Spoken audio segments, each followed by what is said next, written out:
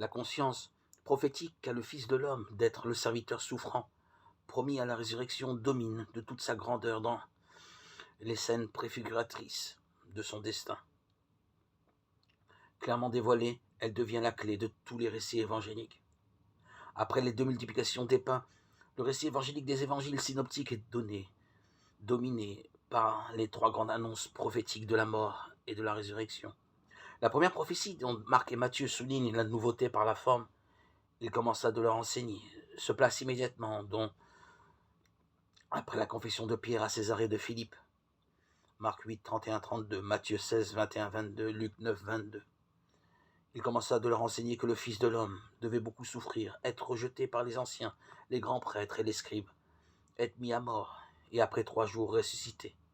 Et c'est ouvertement qu'il disait ces choses, Marc 8, 31-32.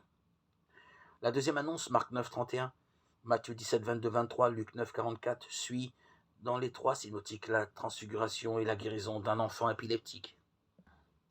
Le Fils de l'homme va être livré aux mains des hommes, et ils le tueront. Et quand il aura été mis à mort, 3 jours après, il ressuscitera. Marc 9, 31. La troisième prédiction se situe dans le contexte de la dernière montée du Christ à Jérusalem.